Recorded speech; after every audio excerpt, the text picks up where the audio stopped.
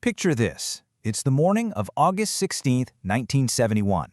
The previous evening, President Richard Nixon sat down in the Oval Office and delivered what seemed like a very calm, measured 15-minute speech to the American public. But those 15 minutes, they literally unraveled the entire global financial order. Effective immediately, Nixon announced the United States was suspending the convertibility of the dollar into gold. Think about what that meant. For decades, foreign governments had this ironclad guarantee. They could exchange their U.S. dollars for physical gold at a fixed, unchanging rate of $35 an ounce. And then, overnight, that promise vanished. It was gone. The fundamental cornerstone of post-World War II finance was completely dead. And as you might expect, freed from its fixed price, gold absolutely took off. It began climbing rapidly, eventually exploding to over $800 an ounce over the next decade.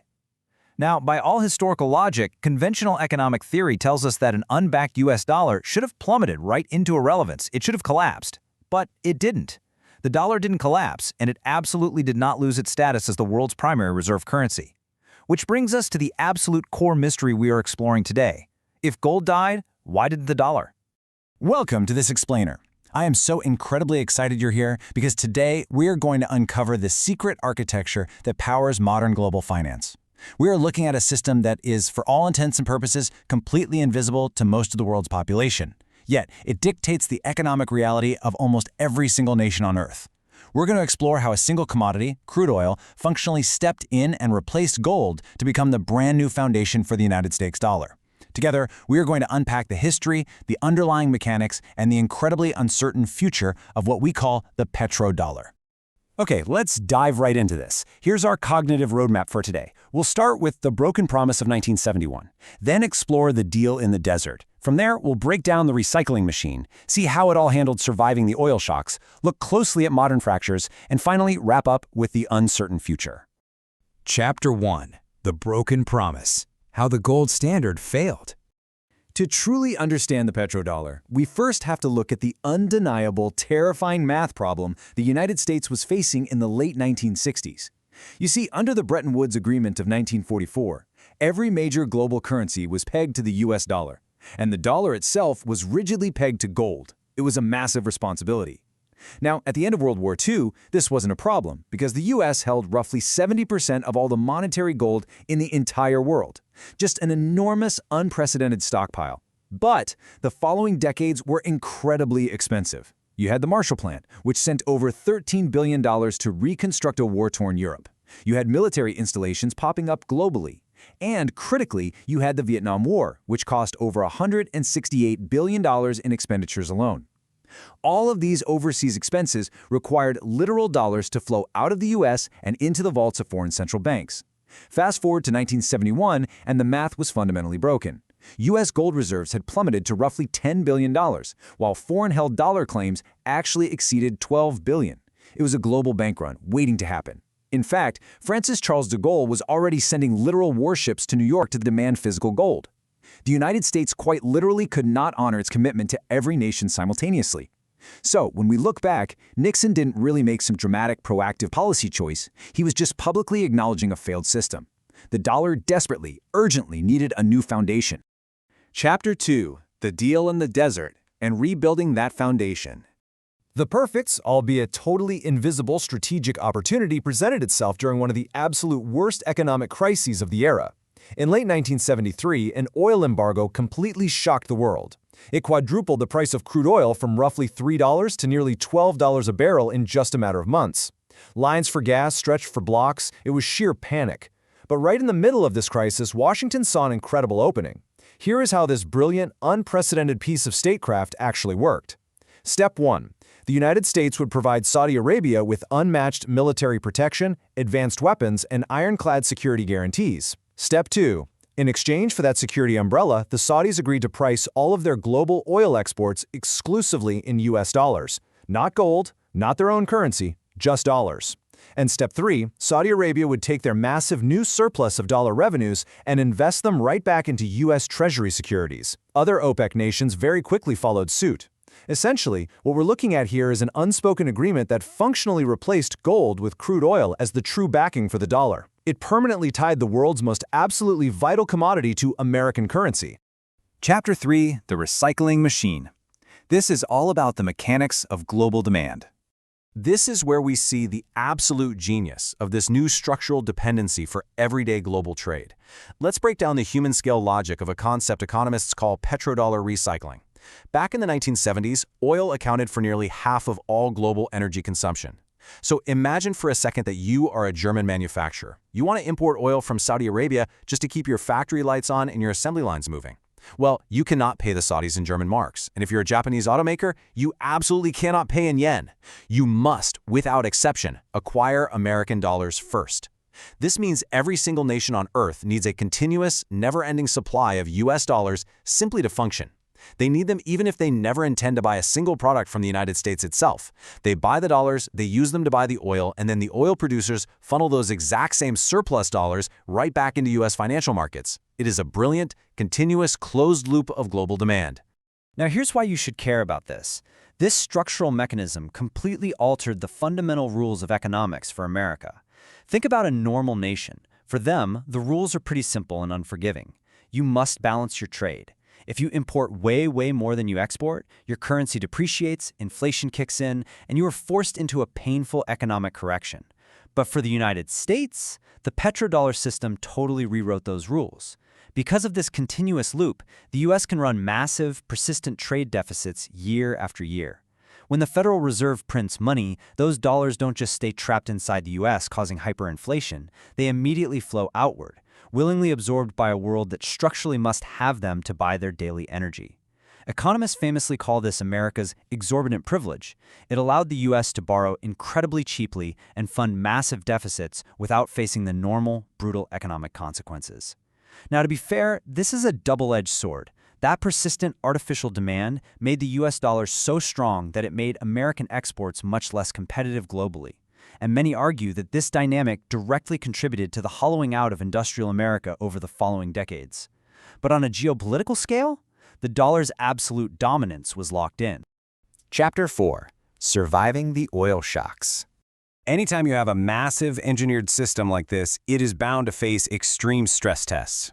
And the 1970s provided the ultimate, most painful paradox imaginable. The economic pain of this era was just immense. First, in 1973, you had the Arab oil embargo, which violently spiked prices from $3 to $12 a barrel. Then, just a few years later in 1979, the Iranian Revolution caused Iranian oil production to completely collapse, falling from almost 6 million barrels a day to well under 1 million. Global oil prices practically doubled in a single year, soaring right past $30 a barrel. The economic fallout on the ground was devastating. Inflation in the United States reached an agonizing 13.5% in 1979. It felt like the economy was spiraling totally out of control.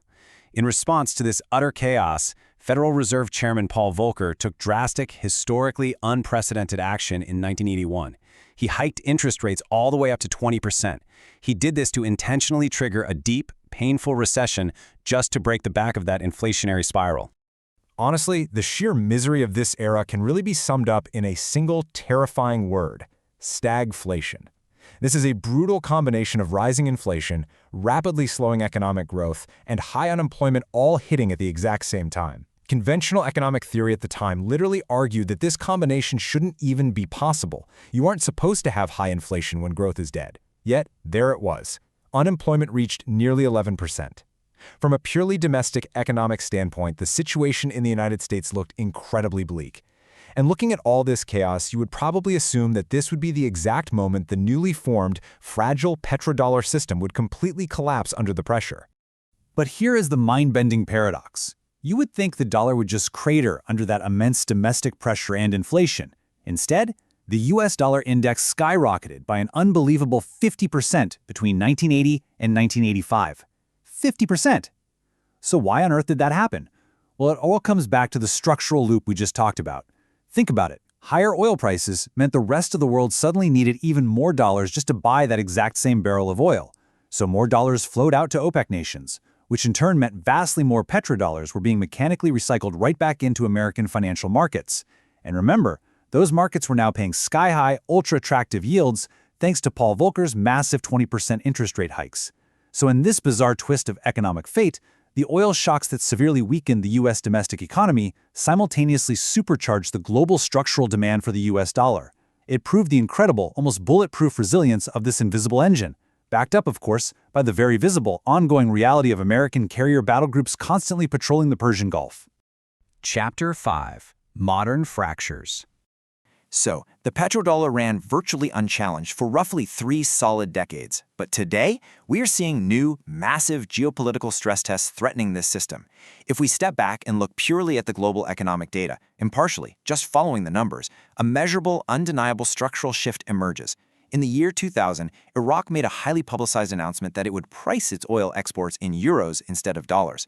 Now, that specific experiment ended in 2003. But then we look at Russia. Following intense sanctions starting in 2014 and severely escalating in 2022, Russia has shifted huge portions of its energy trade entirely away from the US dollar, moving heavily into the Chinese yuan. Most structurally significant of all, however, is China itself. As the world's absolute largest crude oil importer, it makes logical strategic sense that they'd want to drastically reduce their exposure to a foreign currency that they simply do not control. So, in 2018, China launched the Shanghai Crude Oil Contract, which allows global oil producers to sell crude directly for yuan. We are even seeing instances right now of major European companies completing entirely yuan-settled natural gas trades. The trajectory in the data is becoming very clear.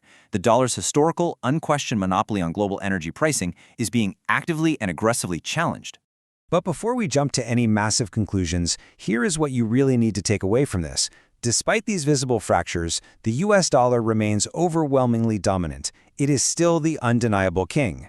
Today, the dollar still makes up over 58% of all global foreign exchange reserves. The vast, overwhelming majority of global oil trade is still securely conducted in US dollars. The dollar's institutional advantages are frankly immense. It sits squarely atop the deepest, most liquid, and most transparent financial markets in the entire world.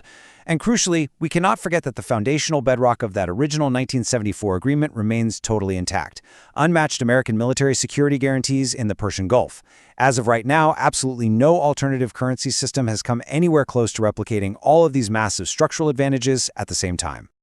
Chapter 6. The Uncertain Future. Because the biggest, most existential threat to the petrodollar isn't actually a rival foreign currency. The true, unavoidable structural challenge is the global energy transition. The world is inevitably, steadily shifting toward renewable electricity, massive battery storage networks, and electric vehicles. Now think about what happens if global oil consumption actually begins a sustained, long-term, permanent decline. If that happens, then the structural built-in demand for the US dollar, the very mechanism that stepped in and brilliantly replaced gold 50 years ago, might inevitably face a synchronized, long-term decline right alongside it. Furthermore, the U.S. shale revolution has totally transformed America from a desperate, dependent net energy importer back in the 70s into a massive global energy exporter today. That fundamentally completely changes the strategic calculus of the original arrangement we talked about. The economic and geopolitical foundation is literally shifting beneath our feet as we speak. Which leads us to the ultimate, perhaps most important question of all. If the world transitions away from oil, what anchors the dollar next? It's a fascinating, deeply provocative question, isn't it? The dollar's massive global advantages certainly won't vanish overnight, and any true monetary transition will definitely be measured in decades, not days. But if you look closely at monetary history, the very moment a question like this is asked with sufficient seriousness by global powers, the invisible architecture of the world has already begun to change. So, was the petrodollar a permanent, unshakable institution? Or was it just a brilliant 50-year bridge to whatever comes next? I really hope this explainer has helped you see the invisible engine running our modern world just a little bit more clearly. Keep asking these big questions, keep looking closely at the data, and thank you so much for taking the time to learn with me today.